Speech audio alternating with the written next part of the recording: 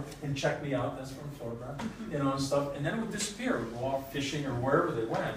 And just recently, a friend of mine from Guilford, where I went to high school, Todd Peterson, who now, and he and his wife run Bird Note, which is on NPR and stuff, called me up and said, I remember the story you told me about that bird. Can you tell me again? And maybe we'll do a segment on it. So we talked for about an hour, and he did 2 segments on the birds in the Pacific. And this he identified as I thought it was a tern of some kind. It's a fork-tailed gull, which is fairly rare to see. And he said, yeah, they can fly, stay in the air for months at a time, not landing, you know, so amazing.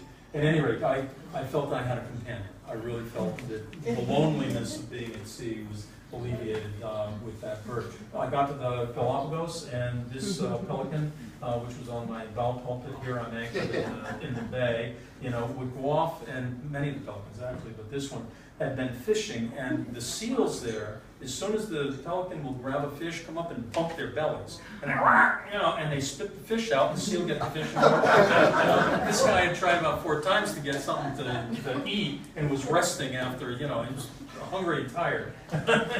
And crossing the Pacific up here, it's interesting because there were ground swells that would come through from storms and heavy weather miles and miles away that had created huge seas. And so there would be this swell, that maybe about 15 knots of wind there, 14, 15 knots of wind, but there would be these huge swells that would roll through, and you'd know that they were from a storm miles and miles to the south or from another direction. Many of them would cut across the existing wind and wave pattern as they came through, but it was always interesting to be in a series of mountains that weren't created by the local conditions. You know? And there's another thing that when I was crossing the Pacific and often at sea, one of the entertainments actually were sunsets. You get connected to the natural rhythm of things in ways that you don't ordinarily.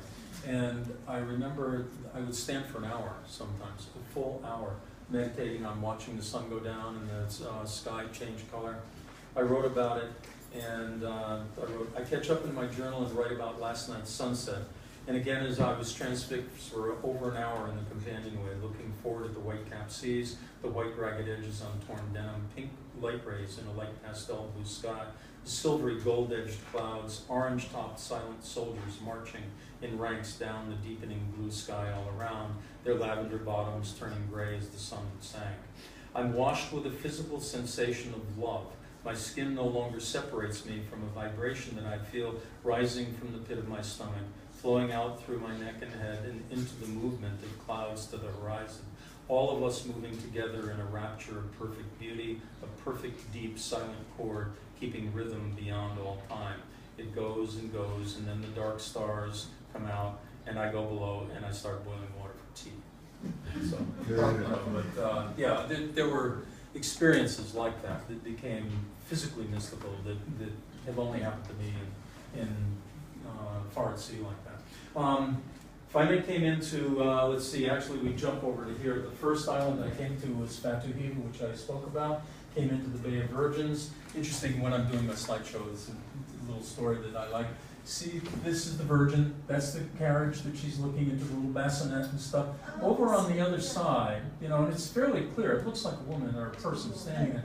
Over on the left side, which are not painted in here, a little bit further over, there are these 3 or 4 giant phallic images that come up. And before the Europeans, French arrived with the missionaries and stuff, it was called the Bay of Penises by the locals. Okay, so the missionaries, when they arrived, changed everything. But Bay of Virgins is still there, and I came in the dark and anchored in 90 feet of water after, you know, being at sea and seeing nothing but sunsets in blue. I woke up and there's all this tropical vegetation and brilliant color and smells and sounds of, you know, a tropical island. It was like after 25 days, it was a totally different, exotic, other world. The next island up the chain is in the Marquesas is Hiva Oa. Oh, also, while I was in,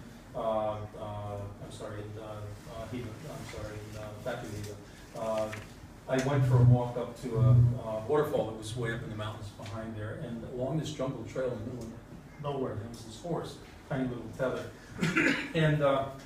And for some reason, it reminded me of Gauguin's paintings. You know, he has these paintings, all of Tahiti and French Polynesia and all these places, and you'll have some of the Tahitians or the Polynesians riding these horses bareback.